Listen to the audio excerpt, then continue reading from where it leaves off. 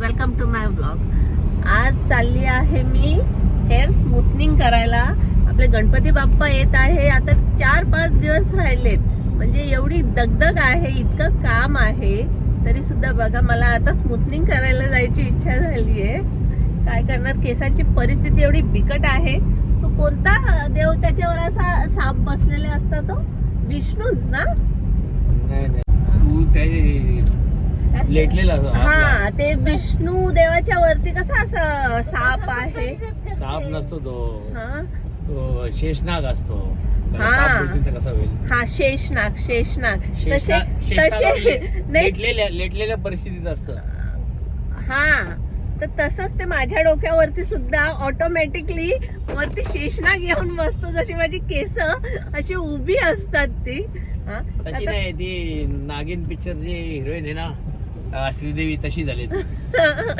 ना, म्हणजे ऑटोमॅटिकली काही मेकअप करायची गरजच नाहीये, ऑटोमॅटिकली ही परिस्थिती झालेली आहे। केस खूप खराब झालेली आहेत, तर स्मूथनिंग करायला चालली आहे, बघूया।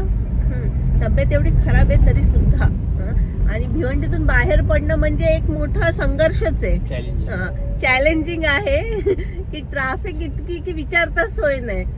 3-4 वेळा मला फोन येऊन गेलाय तिथून, कधी येत आहे, पण भिवंडीतून बाहेर पडणं म्हणजे लढाई असते ती।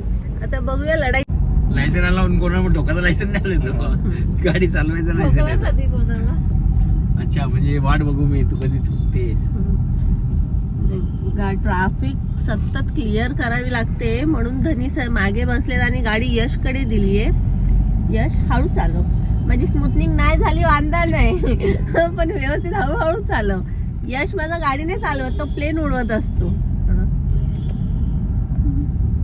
रिया एकदम एक्सपर्ट झाली 2 महिन्यातच। मग काय, आम्ही चौघ ड्रायव्हर आहेत माहितीये इथे। असं आम्ही असं भांडत असतो, मी गाडी चालवेल, पण आम्हाला कोणालाच भेटत नाही, यश कोणाला गाडीच देत नाही। पुढे जाऊन चिठ्ठी उडवायला येईल कोण चालू।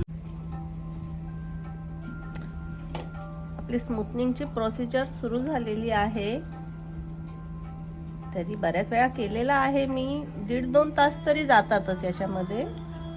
बघूया, आता चालू आहे, झाल्यानंतरही तुम्हाला दाखवते कशी झाली आहेत केस ती।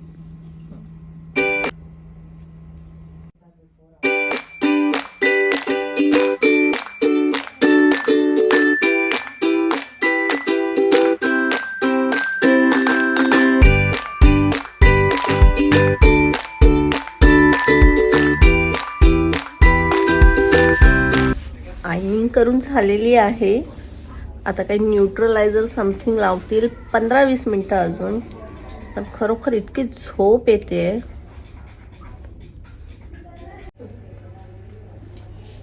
सो फायनल झालेला आहे, आपण फक्त पुढची स्मूथनिंग केली आहे, मी मागे काही केलेली नाहीये, कारण की ऑलरेडी केलेली होती। हे पुढे फक्त जे शेषनाग आलेलं होतं ते आता आपण बसवलं आहे आणि पुढची स्मूथनिंग केली आहे।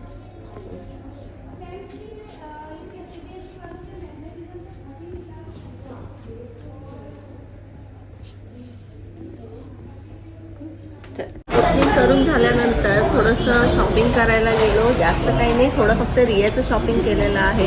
आता ठाण्याच्या महादेव हॉटेलमध्ये आम्ही आलो आहोत जेवायला। प्युअर व्हेज आहे आणि टेस्टी पण आहे।